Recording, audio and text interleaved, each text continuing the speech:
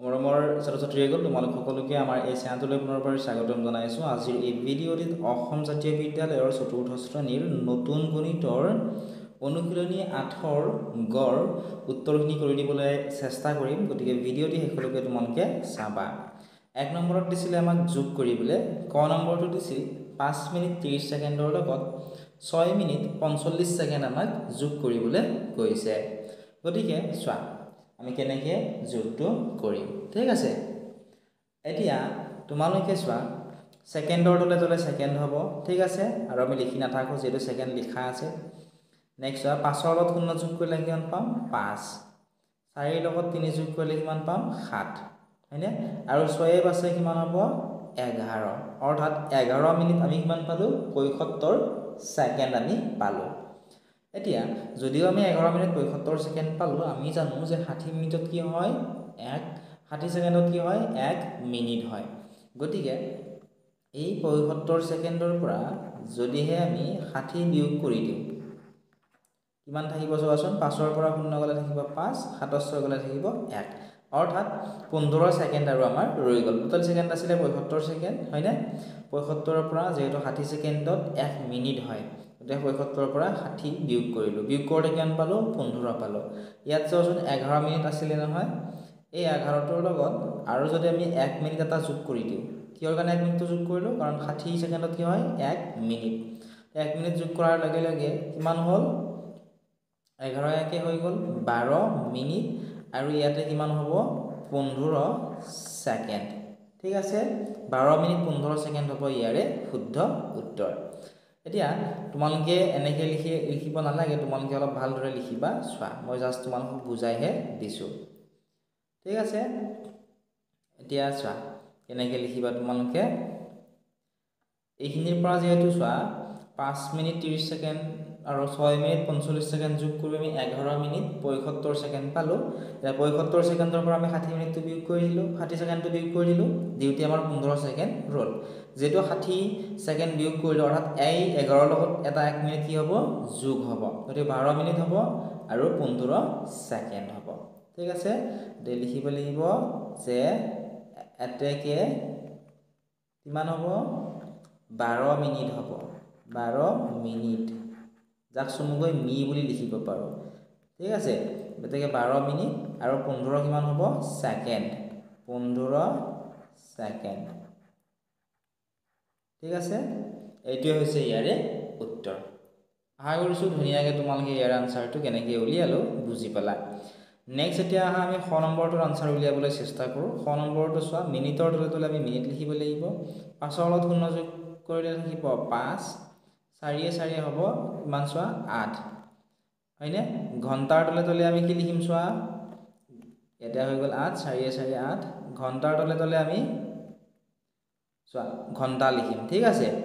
7য়ে 4য়ে কিমান হ'ব 7য়ে 4য়ে হ'ব 11, অৰ্থাৎ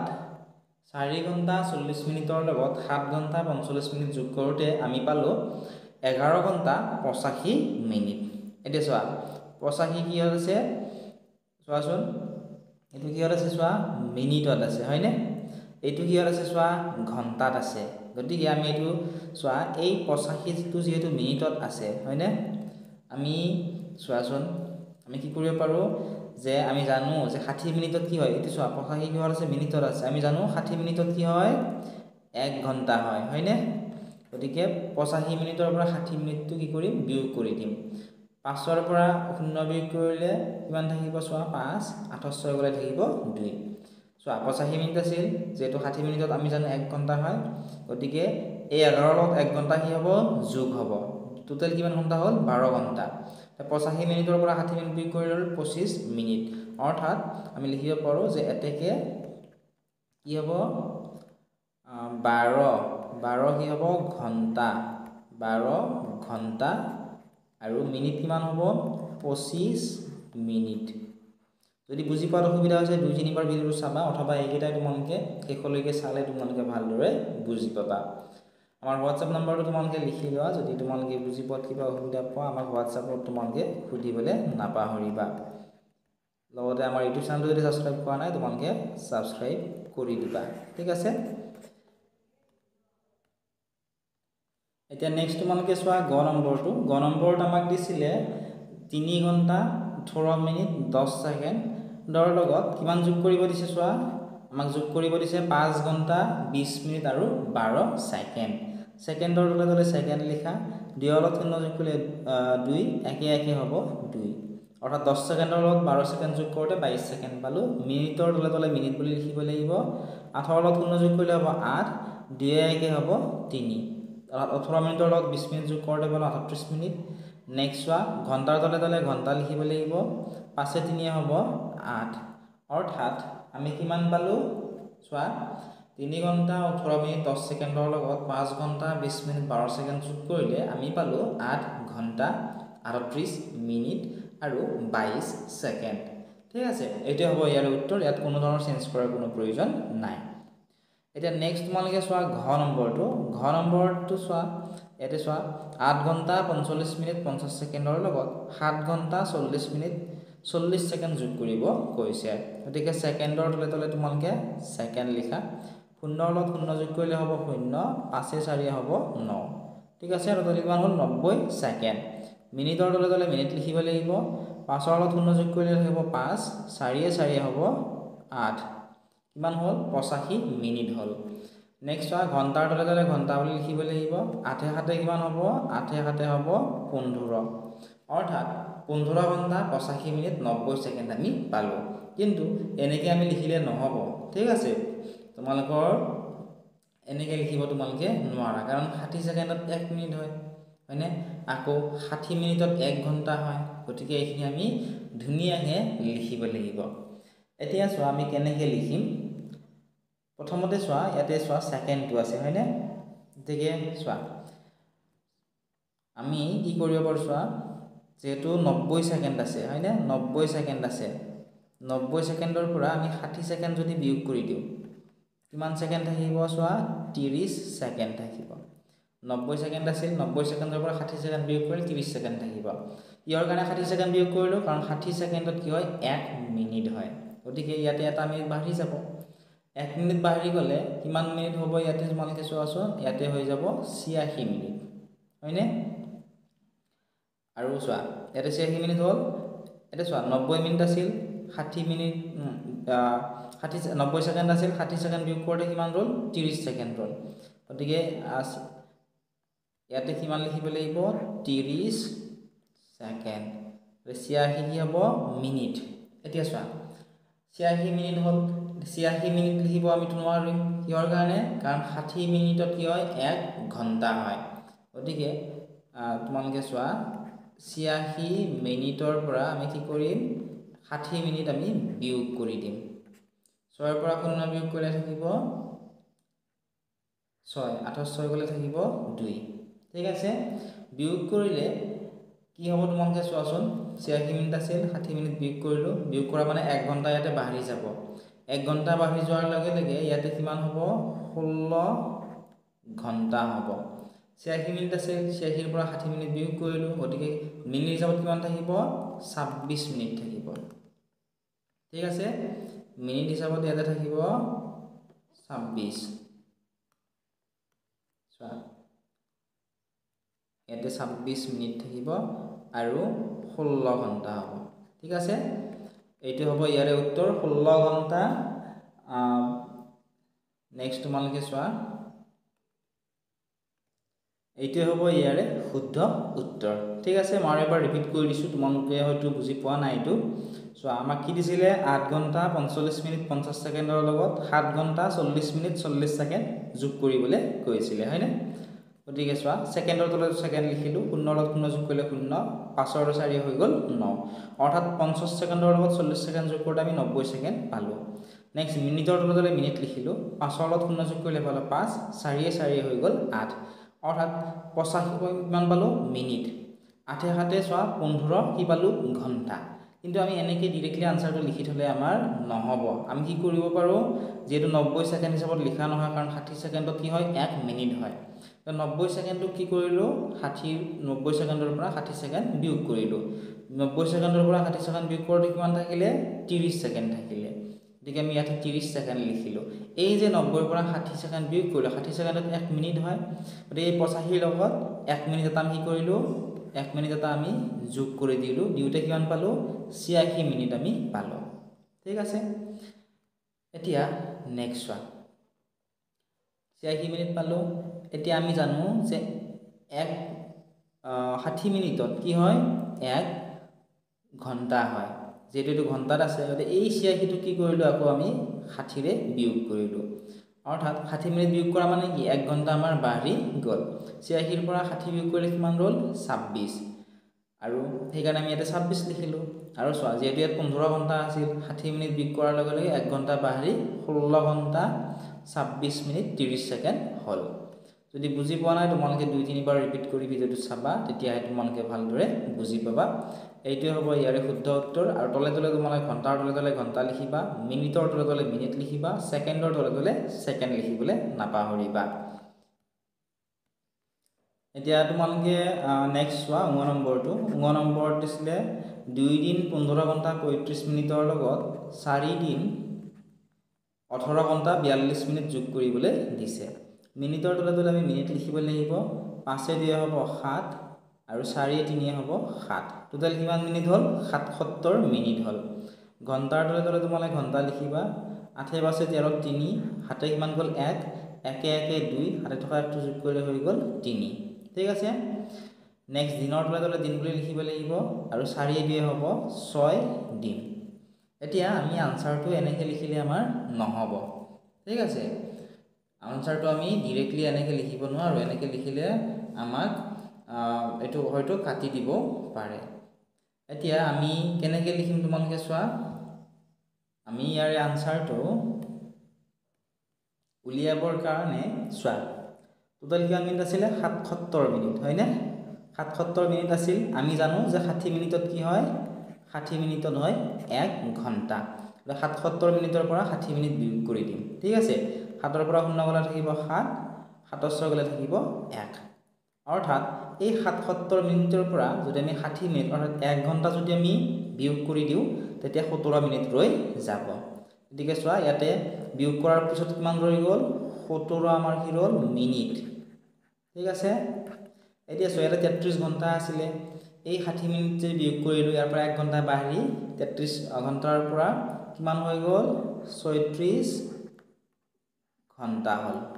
ঠিক আছে কিমান হল 36 ঘন্টা এতিয়া চোৱা 6 দিন আছে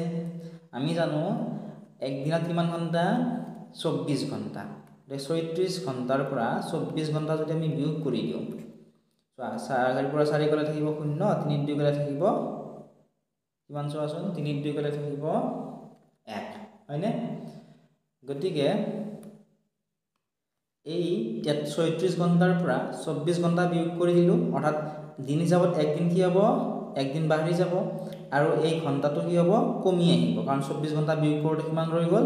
10 ঘন্টাহে আমাৰ ইয়াতে ৰৈ গল গতিকে ইয়াতে আমি 36 ৰ ঠাইত কিমান ঘন্টা লিখিম 36 ৰ ঠাইত আমি লিখিম 10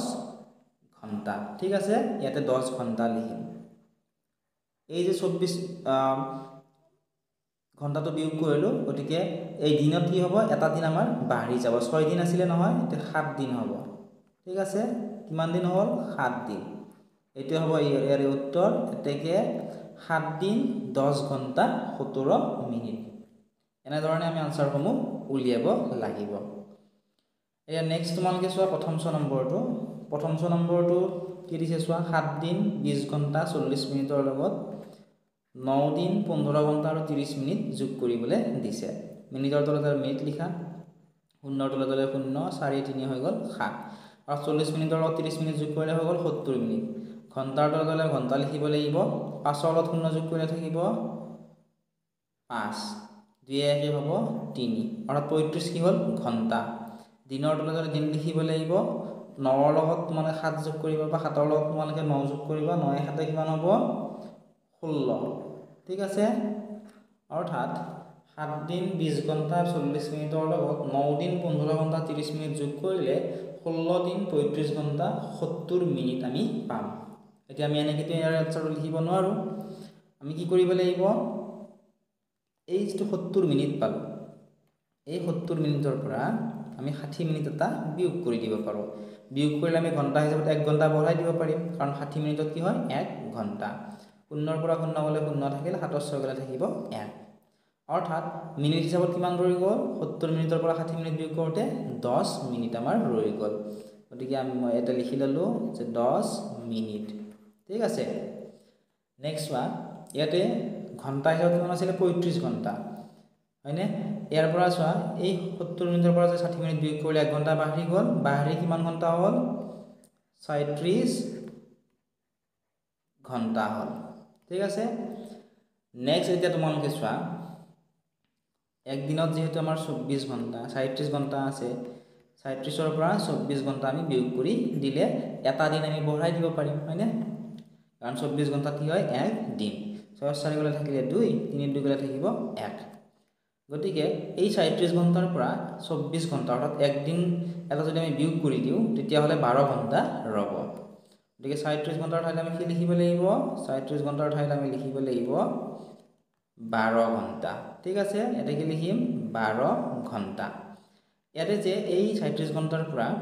24 ঘন্টা বিয়োগ কৰিলো অৰ্থাৎ এক দিন এটা কি হ'ব ইয়াৰ লগত বাঢ়ি যাব বাঢ়ি গৈ 16 ঘন্টা আছিল নহয় 16 ৰত 1 ঘন্টা বাঢ়ি কিমান হ'ব 17 ঘন্টা হ'ব ঠিক আছে গতিকে আমি লিখিব পাৰো যে এটাকে 17 ছয়টো ঘন্টা নহয় এটো দিন হ'ব ঠিক আছে এটো কি হ'ব দিন তোমালোকে খুদৰাই লিখিবা এটো দিন হ'ব 17 দিন গতিকে আমি কিমান পালো লিখিব পাৰো এটাকে 17 দিন 12 ঘন্টা আৰু 10 মিনিট এইটোৱে হ'ব ইয়াৰে উত্তৰ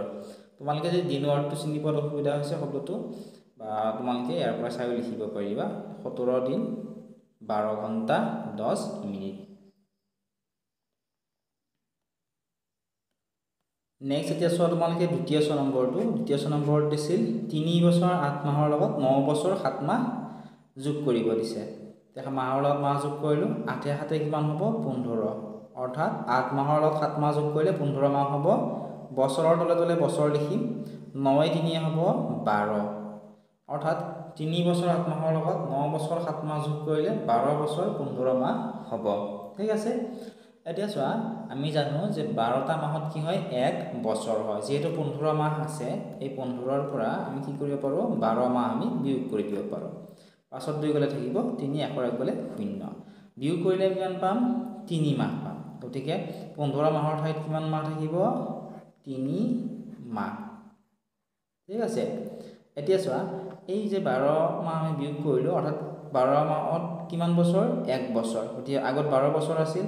এই বিয়োগ কৰাৰ ফলত 1 বছৰ বাঢ়ি গৈ কিমান বছৰ হ'ব 13 বছৰ হ'ব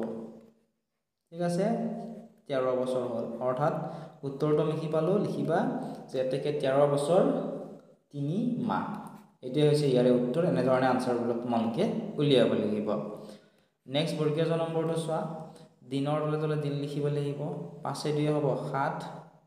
2 2 হ'ব 4 অৰ্থাৎ 25 দিনৰ লগত 22 দিন যোগ কৰোতে 47 দিন পালো মাহৰ তলে তলে মাহ লিখা 8 6 হ'ব 14 ঠিক আছে 8 মাহৰ লগত 6 মাহ যোগ কৰিলে 14 মাহ পালো বছৰৰ তলে তলে বছৰ লিখা 3 1 কিমান হ'ব 4 বছৰ ঠিক আছে এতিয়া চোৱা আমি দিন হিচাপত কিমান পালো 47 দিন আমি জানো 30 দিনত এক মাহ বুলি ধৰা হয় গতিকে 47 দিনৰ পৰা এই 30 দিনটো আমি বিয়োগ কৰিলো বিয়োগ কৰিলে আমি এটা মাহ বঢ়াই লিখিব পাৰিম 7ৰ লগত 0 7ৰ পৰা 0 বিয়োগ কৰিলে থাকিব 7 4 3 গলে থাকিব 1 47 দিনৰ পৰা 30 দিন অৰ্থাৎ এক মাহ বিয়োগ কৰিলে আমাৰ 17 দিন ৰব 17 দিনটো আমি ইয়াতে লিখি ল'ব লাগিব ঠিক আছে 17 দিন নেক্সট ওয়ান এই 14 মাহ আছিল নহয় ইয়াৰ লগত এই যে 30 দিন বিয়োগ কৰিলো এটা মাহ কি হ'ব বাঢ়ি যাব বাঢ়ি গৈ 14 লগত 1 যোগ হ'ব যোগ হৈ 15 মাহ হ'ব ঠিক আছে 15 মাহ এতিয়া চোৱা আমি জানো যে 12 মাহত কি হয় 1 বছৰ হয় ইয়াত 15 মাহ আছে নহয় তে 15 ৰ পৰা আমি 12 মাহ আমি কি কৰিম বিয়োগ কৰি দিম 5 2 গলে থাকিব 3 গতিকে যেহেতু 12 মাহ বিয়োগ কৰিলো 4 বছৰত কি হ'ব 1 বছৰ যোগ হ'ব আৰু ইয়াতে 15 ৰ পৰা যেহেতু 12 বিয়োগ কৰি 3 পালো মাহৰ ঠাইত কি হ'ব 3 মাহ হ'ব ঠিক আছে মাহৰ ঠাইত হ'ব 3 মাহ ইয়াতে লিখিম আমি 3 মাহ আৰু ইয়াতে এটা বছৰ বাঢ়ি যাব ঠিক আছে 4 লগত 1 বছৰ যোগ কৰিলে কিমান হ'ব 5 বছৰ হ'ব ঠিক আছে এনেদৰে লিখিবা এতেকে 1 বছৰ 8 মাহ 25 দিনৰ লগত 3 বছৰ 6 মাহ 22 দিন যোগ কৰিলে হ'ব 5 বছৰ 3 মাহ 17 দিন এনেদৰে তোমালোকে আনসাৰসমূহ উলিয়াব লাগিব সম্পূৰ্ণ ভিডিঅ'সমূহ তোমালোকে আমাৰ এপত পাবা যদি এপটো ডাউনলোড কৰা নাই এতিয়া ডেসক্ৰিপচনত দিয়া লিংকত ক্লিক কৰি এপটো ডাউনলোড কৰি লোৱা কিবা যদি তোমালোকৰ ডাউট আছে আমাক WhatsAppতো সুধিব পাৰিবা WhatsApp নম্বৰ ডেসক্ৰিপচন আৰু কমেন্ট সেকশনত তোমালোকে